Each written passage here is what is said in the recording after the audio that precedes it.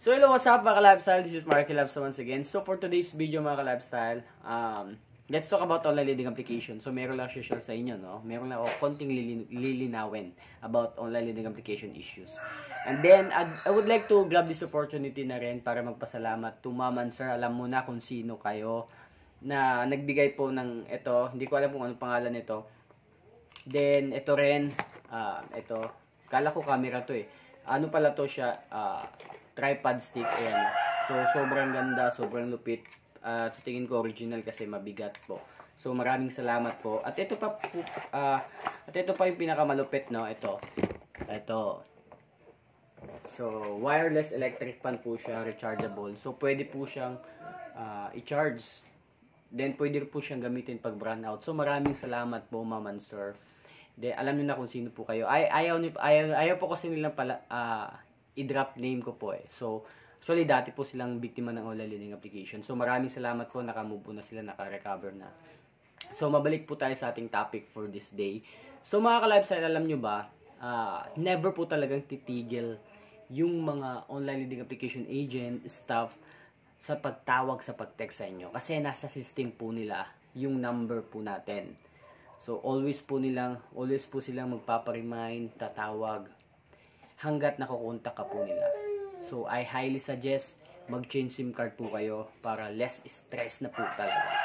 Yun po yung pinaka good thing na dapat natin gawin mga ka-lifestyle. Kung gusto mo talagang mawala yung stress mo when it comes sa online lending application. So, yun yung pinaka-basic. Akin, in my case, 2 to 3 months tumigil na sila kasi nga nag-change SIM card po tayo, di ba? Then, after a while, binalik ko rin kasi ginagamit ko yung number na yun through GCash. So, yun mga ka-lifestyle, no? So, sana meron kayong mga nakuhang information, no? So, kapit lang po tayo. Gaya nga na paulit-ulit kong sinasabi, block ng block ng block. Titigil din po yan sila. Kung ayaw nyo mang-change SIM card, block nyo lang ng block. Huwag nyo sagutin. Kung alam nyo agent yung tumatawag. Then, yung mga nagte-text, block nyo lang ng block. Sooner or later, titigil din po yan, maniwala kayo sa hindi. So, huwag po kayong matakot na makulong, huwag po kayong matakot na puntahan, huwag po kayong matakot na demanda, makareceive ng warrant of arrest, makareceive ng demand of letter. Hindi po yan totoo. Okay? Wala pa po akong napanood na video, wala pa po akong napatunayan, wala pa po akong na-research about sa mga ganong mga senaryo na nakulong, na nagkaroon ng warrant of arrest na totoo, pinuntahan ng NBI, pinuntahan ng barangay, wala pa po.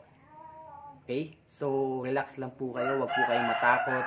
Kung alam nyo nasa tama kayo, hinaras kayo, minura kayo, pinagbantaan, pati mga relatives nyo, pati mga ka-workmate nyo, nasa tamang position po kayo. Okay? So, huwag po kayong matakot. Pero, alam ko, disclaimer po ang utang po talaga is kailangan po talaga nating bayaran. So, it's a big responsibility natin, di ba? So, nagkakaroon lang ng time na nagkakaproblema tayo sa hindi inaasahan. So, hindi naman natin sinasadya na hindi bayaran. Okay? So, once again, this channel is for those people na stress na po talaga, hindi alam yung gagawin, kung ano yung tamang gagawin nila sa pag-handle ng kanilang problema sa online lending application. So, yun mga ka-lifestyle, sana maliwanag po. Once again, salamat po sa nagpadala ng package. Sobrang bango, lupit. So, maraming salamat po, ma'am.